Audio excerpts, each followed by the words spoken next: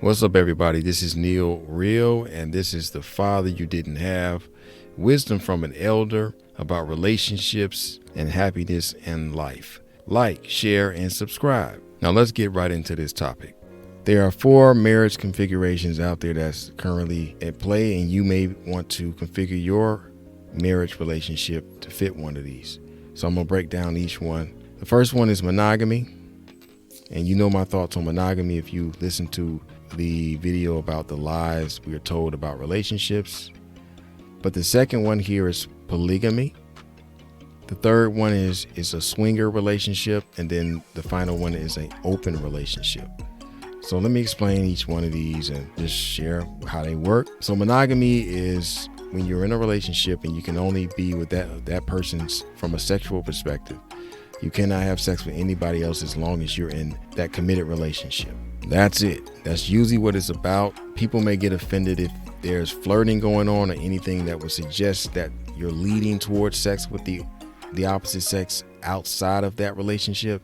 So there's a lot of stuff that goes on around monogamous relationships where it's just people get offended. People may feel jealous, things like that. So you can only be with one person at a time in that type of relationship. The second kind of relationship is called polygamy. This is another form of marriage. And in this case, it has 3 different types of configurations, sub-configurations. So polygamy just means multiple relationships, all right? The first one is polygyny, and that is multiple women. Gyny, which means women, and poly means many. So many women. That's what that's about. And this configuration is when a man has multiple wives. Those wives cannot have sex with anybody else but him.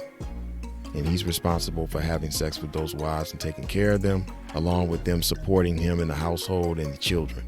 And so they have a big household of children and wives, and everybody's working together to take care of the family. Right? But the man is the only one who's able to have multiple sex partners within that relationship. And most likely nobody can go outside the relationship and have sex either. So the women are dependent on the one man for sex. And that's how it's set up. The next one is polyandry, and andry means men.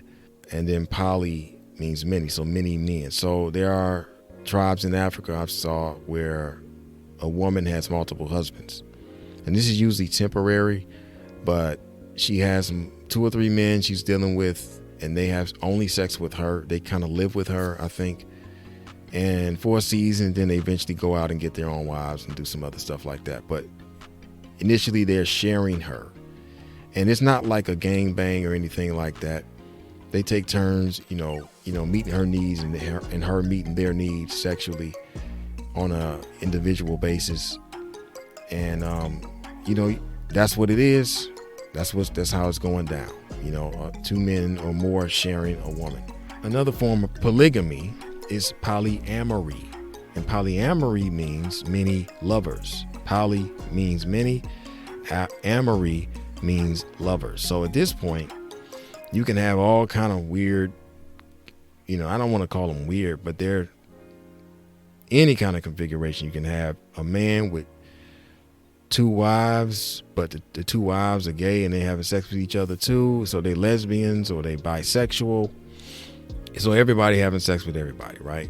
Or there's 2 people in a relationship and there's a third one that it can be anything. It can be some gay stuff going on where you got, a bisexual man in there and he's having sex with another man, but that man is also in relationship with another woman there.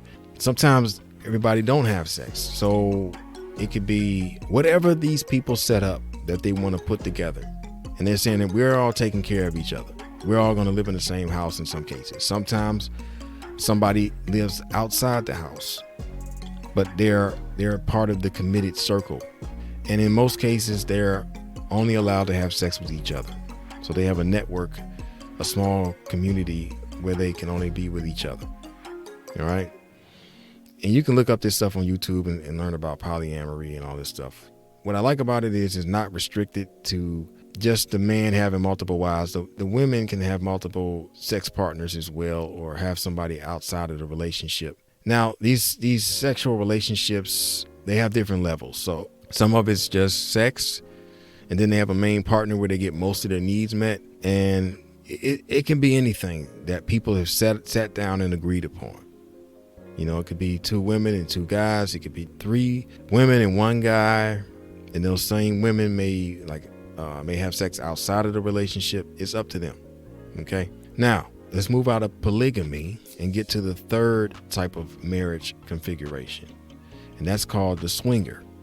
Now, the swinger is all about monogamy, really. They have a monogamous main partner, but they will go into a community that's only for other married couples, and they will swap or swing their wives and husbands. And they do this on the weekends or whatever, and just have a good old sexual time. It's really about supporting sexual variety.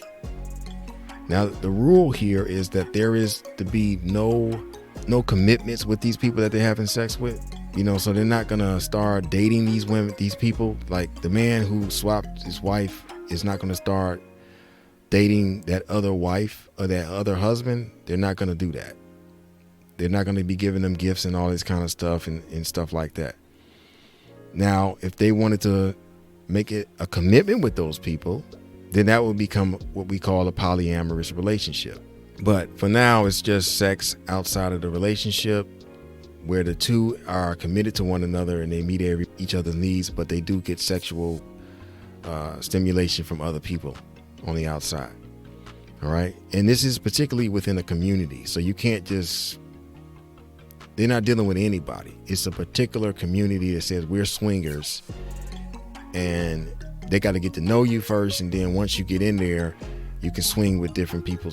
Everybody got to be married. You can't be a single man who just enters into a swingers club and tries to engage people. It don't work that way. You have to be married for the most part.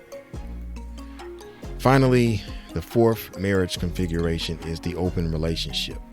Now, the open relationship is similar to monogamy, where you have a base main person that you get most of your needs from. They probably your husband or wife, but then you're free to go out and have sex with anybody you want. Now, how is this different from swinging? Well, it doesn't matter if it's a part of a community of swingers. It could be anybody. You can meet somebody at your job, or I don't recommend anything like that, but you go out and meet somebody as a man. You're already married, and you meet a woman and you have sex with her, and she understands that you're married and that it's okay with your wife, and that's what y'all do. You can also extend that relationship to become a committed relationship, where that girl could become a girlfriend, or you can make her somewhat of a priority. However, your wife would primarily have more priority, and I'm not using the best word here because priority means 1. While you could make a commitment with that other woman, your wife still is your main woman. And so her needs, as long as her needs are met, you're free to meet the needs of the other woman. And so some guys are married, the main wife at home, and then they have a girlfriend that does not live with them. And so he's free to date her, hang out with her just as much as he wants to date and hang out with his wife. And so it's about how you configure it, but open relationship is what it is, open. Those are the different marriage configurations that's going on out there in the world. That's what's out here. Consider them. You can always study this stuff. There's tons of YouTube channels out there and websites surrounding these different things and how to do it properly, and dealing with jealousy and things like that, and envy and all that kind of stuff. So it does take a person that has a lot of security in themselves to be in these relationships.